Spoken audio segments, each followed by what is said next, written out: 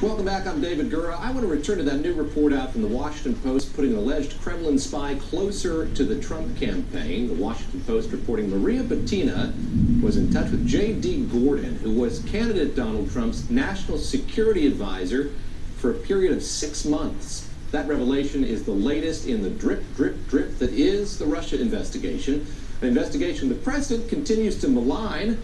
In case the president needs another reminder about Russia's threat, here are his top advisors making it clear.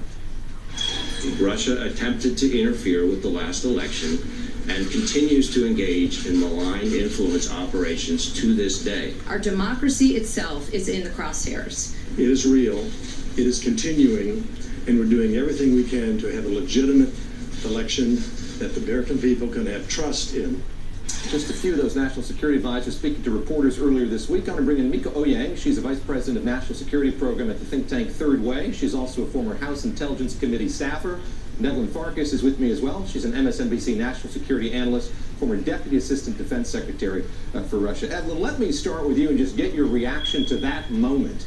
There was no advance notice to reporters gathered in the room or outside the room that these 5 men and women were going to come to the podium and address this issue. What do you make of that and the way in which they did it? Yeah, I think, David, first of all, clearly they are alarmed. They are seeing more intelligence, obviously, than you and I are. So they know the nature of the threat. And it's a week where we heard from Facebook that they had to take down some accounts because Russia's been, continuing its ongoing information operations against American citizens, not just against elections. Of course, we heard all the warnings coming from these same people earlier. We've been reading more reports about the infrastructure in the United States, energy grids and the like, being essentially under silent attack by the Russians.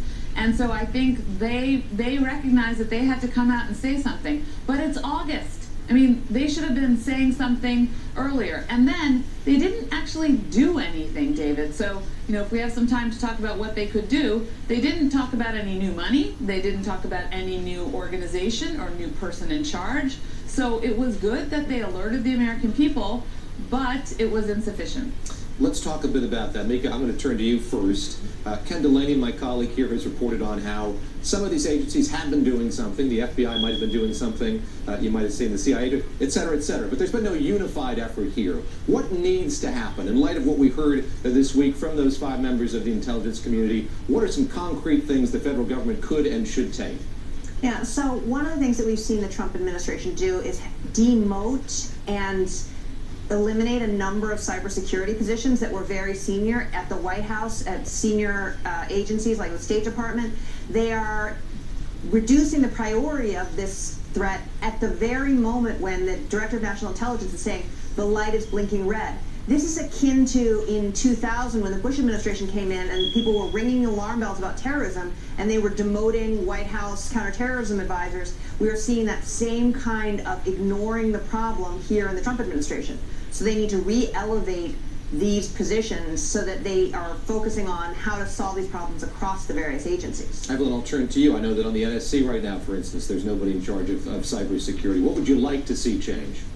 Right. Well, I do think that it would be great if they had that position. But even more importantly, I would say, is that you need someone above that cybersecurity official, a kind of a czar for foreign interference, because the foreign interference spans a lot of things beyond cybersecurity. I mentioned already, yes, there are cyber intrusions into the energy grids, but we have the social media intrusions. We have attempts to bribe people. You mentioned the Maria Butina, real Russian spies, operatives running around America trying to influence our people who are either powerful politicians or behind-the-scenes players or average citizens. So there needs to be somebody coordinating this effort, and then they need to put real money towards it. I mean, the other thing that happened this week was on Wednesday, the Senate, they failed to pass a piece of legislation proposing additional funding for election security in the states. It would have been about $250 million, and unfortunately it failed. So we need to see a concerted effort, leadership, and then, of course, the part that we haven't mentioned yet in this segment, the president. I mean, the president needs to speak also. The whole government needs to speak with one voice, and then reach out to the private sector. Mieke, Evelyn brings up that Maria Butina story. I think you and I last spoke after that first came out, after that indictment was handed up, and I asked you about the import of that. As you see this latest reporting that she was in touch with somebody who was an advisor to then candidate Donald Trump. He invited her to a Styx concert, evidently. What do you make of this? How does that change the narrative for you, that this wasn't something that perhaps was well confined? It seems to be spreading out. Right, that's right. The last time we saw these Maria Butina allegations, it was all about her connections to the NRA, which is a very powerful interest group in Republican circles, but it wasn't about the campaign itself. What we're now seeing is her connection to J.D. Gordon, who was a Trump campaign advisor. He was actually the one during the DNC or the RNC convention who had fought against stronger anti-Russian policies in the platform.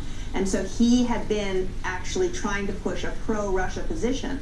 His contacts with her show that the Russians were much closer to the Trump campaign in many ways than we had heard before.